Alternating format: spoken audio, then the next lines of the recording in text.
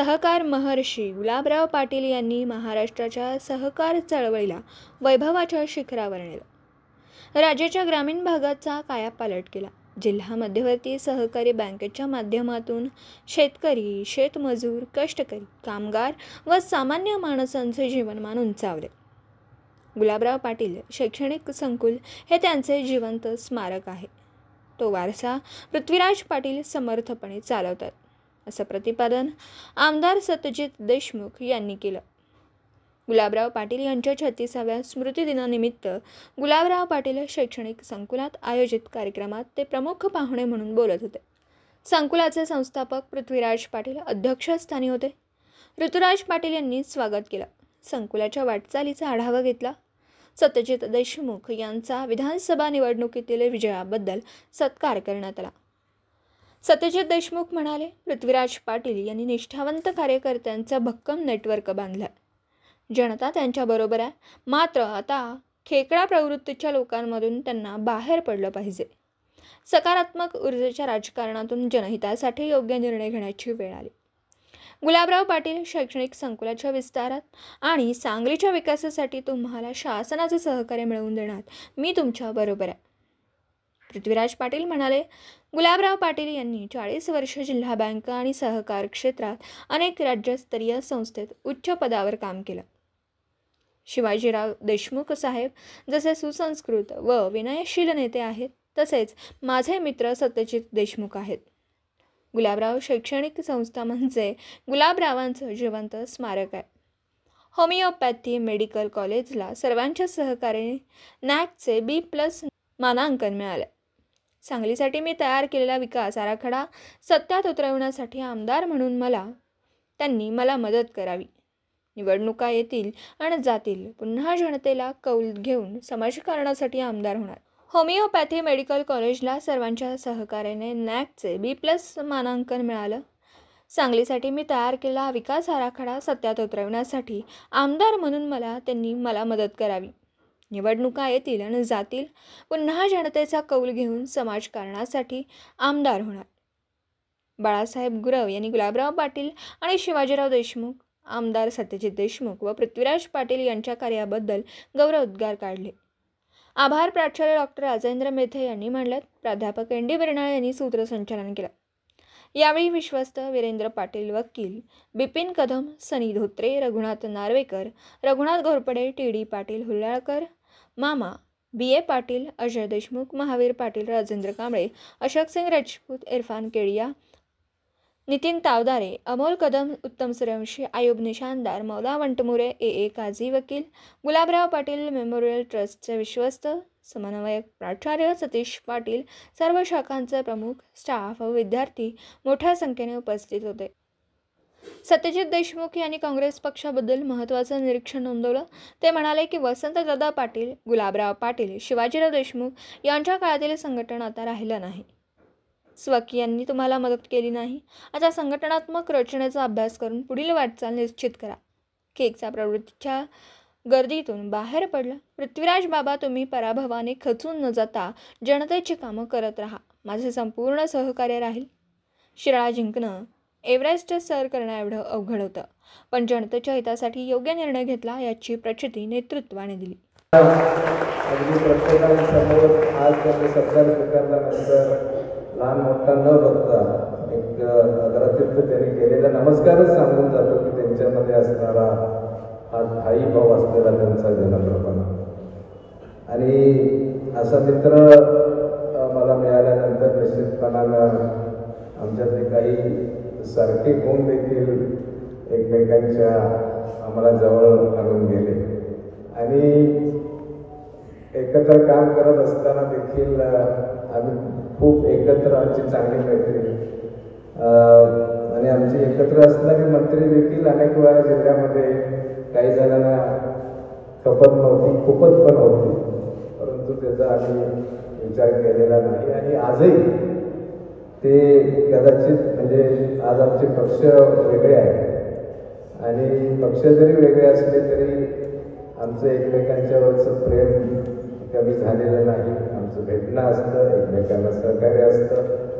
त्यामुळे सत्यजित आज आमदार झाल्यामुळं मला जो आनंद झाला आमच्या कुटुंबाला झाला तो शब्दात व्यक्त करता येणार नाही, परंतु आज ते सत्ताधारी आमदार आहे आणि मी सांगलीच्या प्रश्नाबद्दल सातत्यानं गेले 10 वर्ष झगडतो. त्यामुळं सांगलीचा विकास जो आम्हाला करायचा आहे, कारण सत्यजित यांनी शिराळा तालुक्यामध्ये चांदोली धरण आहे. नवीन तरुण मित्रांना विद्यार्थ्यांना मला सांगायला पाहिजे, चांदोली धरण आणि चांदोली अभयारण्य तुम्ही कदाचित यायला नसाल तरी आवर्जून जाऊन या. आणि सत्यजित हे तरुण असताना म्हणजे जिल्हा परिषदेला सदस्य झालेले होते त्यावेळी त्यांनी मला बोलून दाखवलं होतं की मी भविष्यात कदाचित आमदार झालो नाही झालो तरी चांदोलीला मी व्याघ्र प्रकल्प उभा करणार आहे. आणि त्यावेळेचं असणारं त्यांचं स्वप्न निश्चितपणानं नेत्यानं ठरवलंय की सत्यजित यांच्या आमदारकीच्या कारकिर्दीमध्येच ते पूर्ण होणार आहे.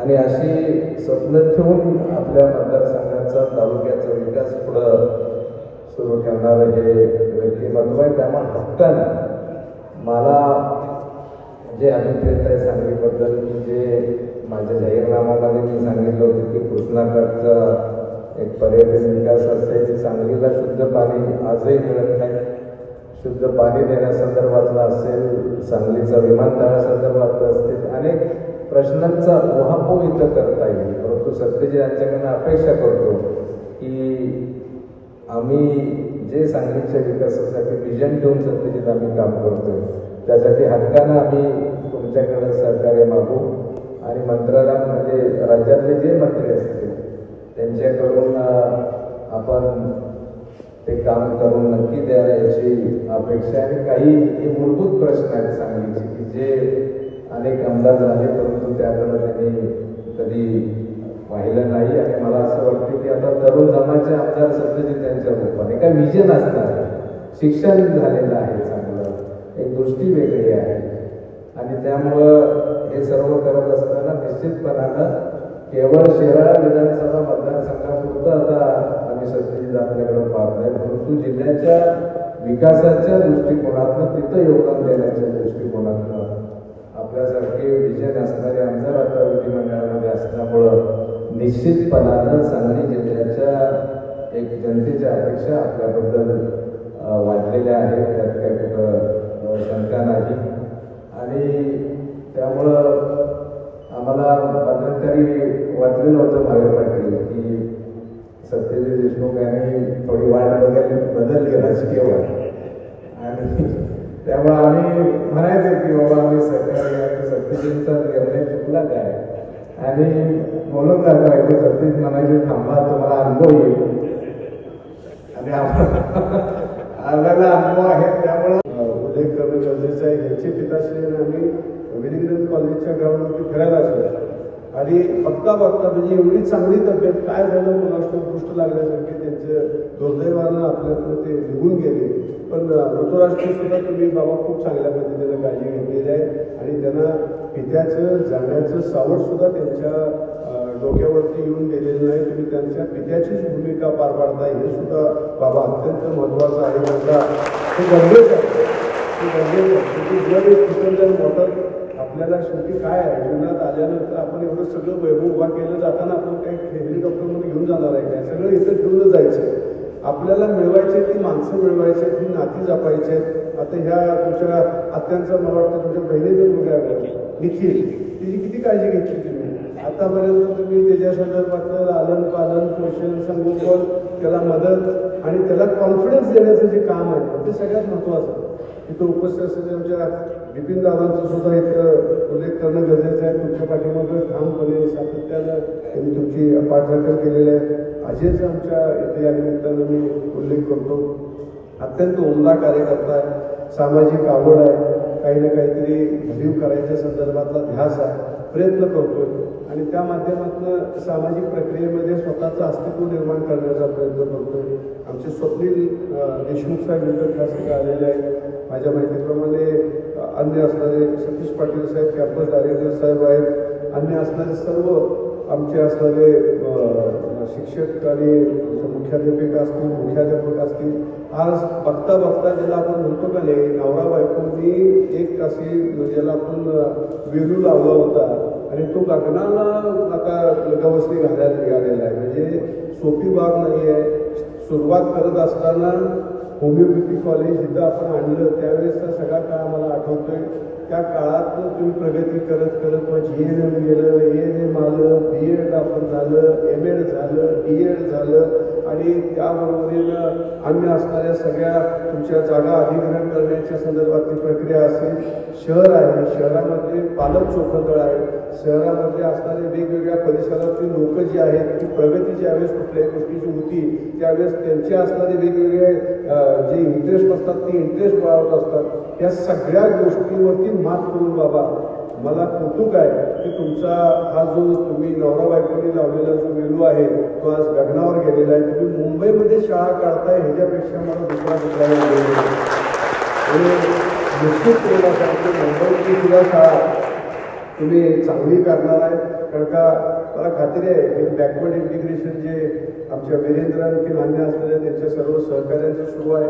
5-25 शाळा त्यांनी आतापर्यंत बघितलेल्या असतील. नेटवरती जाऊन त्यांनी अभ्यास करून निश्चितपणे पडताळलेले असतील.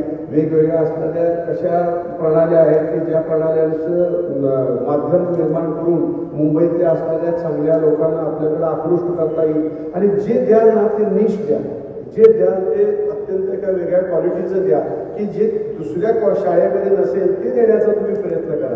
आणि माझं प्रामाणिक मत आहे की त्या संदर्भात ध्यास देऊन तुम्ही काम केलं तर अत्यंत चांगल्या पद्धतीनं मुंबईमधल्या तुमच्या शैक्षणिक व्यवस्थेमध्ये तुम्ही स्वतःचा एक ठसा निर्माण करू शकाल याची मला खात्री आहे. आज या कार्यक्रमाच्या निमित्तानं खरं कौतुक का मला वाटते तर तिथं ज्यावेळेस आम्ही पहिल्यांदा यायचो इथं मला वाटतं हेच ऑफिस होतं आपलं आहे का, आणि पलीकडची आपली जागा आपल्या जागात नव्हती. आज आपण यायचो त्यावेळेस केम्ब्रिज पण झालं नव्हतं. हळूहळू केम्ब्रिज सुद्धा चांगलं चाललं आपलं. म्हणजे विद्यार्थी संख्या चांगली आहे, क्वालिटी ऑफ एज्युकेशन चांगली आहे. नवनवीन तुम्ही जे काही प्रयोग आहे शैक्षणिक व्यवस्थापनामध्ये ते करताय, वेगवेगळे सेमिनार्स घेताय. त्याचबरोबर म्हणजे एलिमेंटरी सेक्शन जसं चांगलं चालवायचा प्रयत्न करतोय तसं आपण टेक्निकल सेक्शन चांगला चालवायचा प्रयत्न करतोय. नर्सिंग सेक्शन चांगला चालवायचा प्रयत्न करतोय. होमिओपॅथिक सेक्शन चांगला चालवायचा प्रयत्न करतोय. मुलांना चांगल्या पद्धतीचं अध्ययन कसं मिळेल